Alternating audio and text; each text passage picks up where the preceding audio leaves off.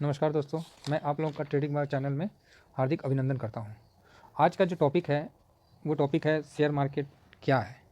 ये टॉपिक जो है ये नए जो यूज़र हमारे साथ जुड़े हैं या जुड़ने वाले हैं, चाहे नए नए अभी शेयर मार्केट के बारे में सुन रहे हैं उनके लिए। पुराने लोगों के लिए तो ये टॉपिक बिल्कुल मतलब का नहीं है। अगर वो कोई वीडियो देख रहे हैं तो एग्जिट हो जाए। चलो दोस्तों, मैं आपको शेयर मार्केट के बारे में बताता हूँ कि शेयर मार्केट आखिर है क्या। पहले के समय में जैसे आप जानते थे कि बैंक में लोग पैसा नहीं रखते थे। पहले के समय में लोग पैसा कहाँ रखते थे? घर में रखते थे, ज़मीन में गाड़ के रख देते थे कि अरे भैया गाड़ दो, ख़राब समय में काम आएगा। लेकिन आज के समय में लोग बैंक में पैसा रखने लगे हैं, क्योंकि घर में पैसा जो गाड़ के रखते थे तो चोरवा उखाड़ ले जाता था, कोई चोर लेके चला जाता था, अदरवाइज़ कोई दाएँ बाएँ साफ़ कर देता था, या तो फिर घर के मेंबर ही साफ़ कर देते थे। तो लोग उससे बचने के लिए बैंक में जाना शुरू किए। पहले हम ये समझें कि बैंक क्या है, क्योंकि बैंक को जब हम समझ जाएंगे ना तो हमको शेयर मार्केट को समझाने में बहुत आसान होगा। जैसा कि आप जानते हैं कि बैंक जो है वो किसके अंदर में आता है? आरबीआई बैंक के अंदर। कोई सा भी बैंक हो, X Y Z A B C D, जो भी बैंक हो, लेना देना सब बैंक जो है वो आरबीआई के अंडर में आता है।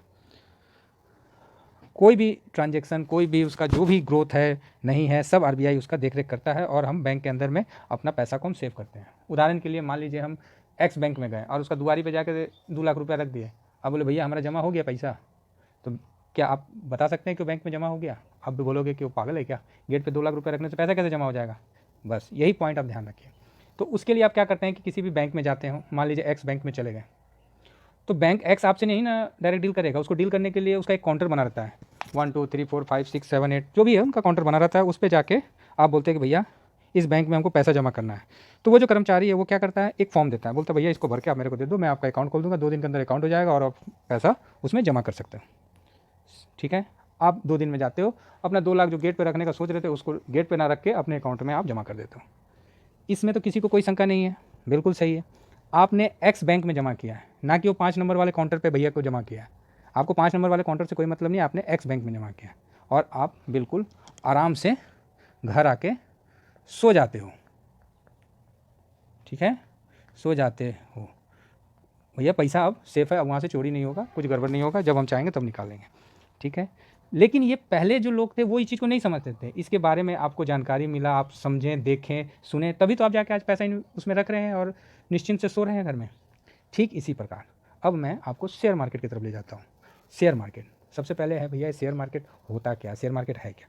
तो इसके लिए हम एक उदाहरण देते हैं, क्योंकि जब तक देखिए उदाहरण दे के ही हम जोड़ेंगे तभी आपको समझ में आएगा। क्योंकि मैं मोटा दिमाग का आदमी हूँ, मैं उदाहरण से ही समझता हूँ, इसलिए मैं सोचता हूँ कि जो भाई नए बंदे मेरे साथ जुड़े हुए हैं वो भी मेरे जैसे हैं। तो मान लीजिए हम एक साइकिल का दुकान चलाते हैं, साइकिल बनाते हैं, सपोज कर लीजिए। तो मेरा एक शहर में 20 दुकान है और 2 शहर में भी 40 दुकान हो गया। ठीक है, और मेरा सालाना इनकम 10 लाख का होता है। अब मुझे तीसरे शहर में दुकान खोलना है, तो अब हम करें तो करें क्या? या तो हम जाके बैंक वाले से पैसा मांगे, भैया पैसा दे दो, तो वो दुनिया भर का कागज़ मांगेगा, पता नहीं टैक्स टूस लन फन सब मांगेगा और हमको पैसा देगा। अब तीसरे शहर में हमको जो बिज़नेस अपना साइकिल का है जो बहुत अच्छा चल रहा है, 10 लाख रुपया अर्न कर रहे हैं, तीसरे शहर में हमको खोलने के लिए कितना पैसा का ज़रूरत है? तो 40 लाख रुपये का ज़रूरत है। तो अब बताइए 40 लाख रुपया अगर हम बैंक से लेते हैं तो मोटा मोटी 8% का हिसाब भी रख लीजिए, तो 3.5 लाख, मतलब 3,20,000 रुपया आपको देना पड़ेगा किसको? बैंक को। ठीक है, ये चीज़ आपको मैं थोड़ा राइट भी कर दे रहा हूँ, समझने में आसान होगा। तो आपको 3,20,000 रुपया किसको देना पड़ेगा इंटरेस्ट? बैंक को। तो बचेगा पास में क्या? बाबा जी का ठुल्लू, कुछ तो बचना नहीं है।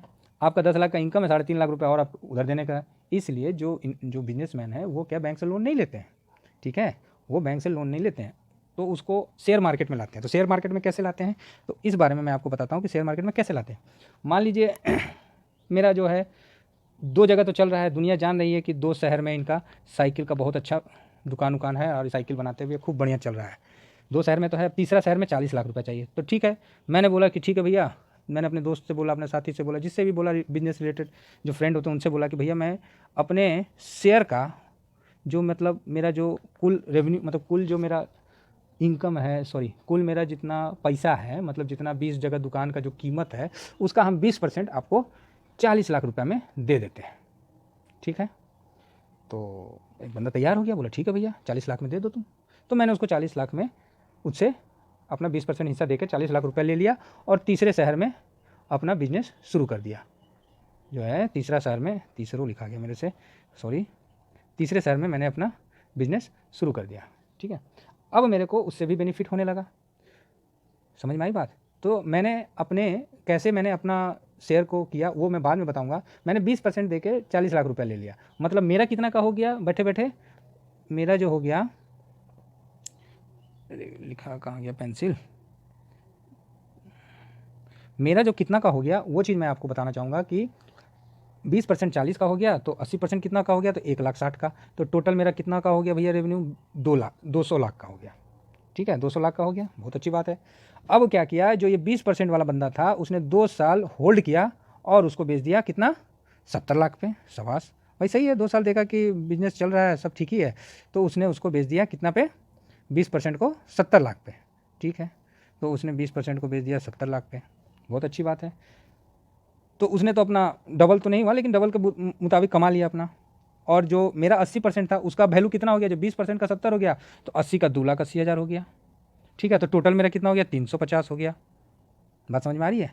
तो ना मैंने किसी बैंक को पैसा दिया, ना मैंने इंटरेस्ट चुकाया, मेरा रेवेन्यू भी बढ़ रहा है, मेरा जो पूरा वैल्यू है वो भी बढ़ रहा है, और जो मैंने 20% दिया है उससे मेरे फ्रेंड को भी इनकम हो गया।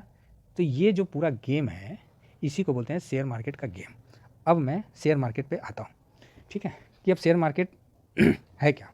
देखिए, जिस तरह बैंक को आरबीआई चलाता है उसी तरह शेयर मार्केट को कौन चलाता है, सेबी मतलब सेबी के अंडर में ही होता है। सेबी इसको बोलते हैं SEBI, security exchange board of India, ठीक है। इसी के निगरानी में 2 इसके वो हैं स्तंभ है, NSE और BSE। NSE थोड़ा नया है जो अभी 14 में या 13 में खुला है, और BSE जो है कि पुराने समय से चले आ रहे हैं। तो ये NSE BSE में ये काम करते हैं। मतलब अब आप आ जाइए बैंक में, जिस तरह बैंक का हम बताएं कि आपने बैंक में पैसा जमा किया है, ना कि वो 5 नंबर काउंटर पे, उसी प्रकार NSE BSE में आप डायरेक्ट भी परचेस कर सकते हैं अकाउंट खोल के, या फिर कोई ब्रोकरेज के थ्रू भी अकाउंट खोल सकते हैं। तो आप मान लीजिए ब्रोकरेज XYZ किसी से भी खोल लिए और उसके अंदर अपना डीमेट अकाउंट खोल लिए, ठीक है। डीमेट अकाउंट किसी के अंदर में आपने खोल लिया XYZ ब्रोकरेज के अंदर में, तो आपको ब्रोकरेज से मतलब है, क्यों नहीं मतलब रहेगा जब तक है। लेकिन अगर ब्रोकरेज नहीं भी रहा तो आपको टेंशन की बात नहीं है, वो जो डीमेट है अकाउंट का जो भी आपका होगा, BO जो भी होगा, XYZ जो भी है, ये जो ID होता है उसको आप NSE को देके अपना सारा शेयर ले सकते हैं। जिस प्रकार आप बैंक अकाउंट में अपना पैसा जमा करते हैं तो उसी बैंक में पर्टिकुलर जाता है, ना कि वो 5 नंबर 6 नंबर 7 नंबर काउंटर पे जाता है, ठीक उसी प्रकार। तो इस प्रकार आप NSE या BSE में ट्रेड करते हैं और अपना पोर्टफोलियो में शेयर खरीद के रखते हैं और अपने को ग्रो करने की कोशिश करते हैं। तो ये एक मोटा मोटी जो मैं आपको बताना चाह रहा हूँ कि शेयर मार्केट में कैसे काम करता है। NSE BSE के अंडर में हम शेयर खरीदते हैं, और हम इसमें मेन चीज़ है कि शेयर मार्केट का आपको ये भी है कि लोग बोलते होंगे ये शेयर मार्केट मतलब ये जुआ है। तो मैं बता देना चाहता हूँ, जब तक जानकारी नहीं रहती थी तब तक लोग बैंक में ही पैसा नहीं रखते थे, वो घर में गाड़ के रखते थे, सोना चांदी दीवार में चुनवा के रखते थे। जब जानकारी होने लगी तो लोग बैंक में रखने लगे, FD करने लगे, और पोस्ट ऑफिस में रखने लगे। तो उसी प्रकार शेयर मार्केट भी है। तो इसमें भी लोग को डरने की कोई बात नहीं। आज पूरे भारत का GDP इसी पे डिपेंड करता है। इसमें थोड़ी सी झटका आती है कि पूरा मतलब हिल जाता है, भारत नहीं दुनिया हिल जाती है। तो ये मेरे नए दोस्तों के लिए है कि शेयर मार्केट आखिर है क्या। तो ये है शेयर मार्केट, और काम कैसे करता है वो इस प्रकार करता है। तो थैंक यू दोस्तों मेरे वीडियो को वॉच करने के लिए। अगर आप लोगों को वीडियो पसंद आया तो लाइक और सब्सक्राइब जरूर कर देना, और मैं दोबारा मिलता हूँ नेक्स्ट वीडियो पार्ट 2 बना के कि शेयर मार्केट में हम क्या देख के वर्क करें। थैंक यू दोस्तों।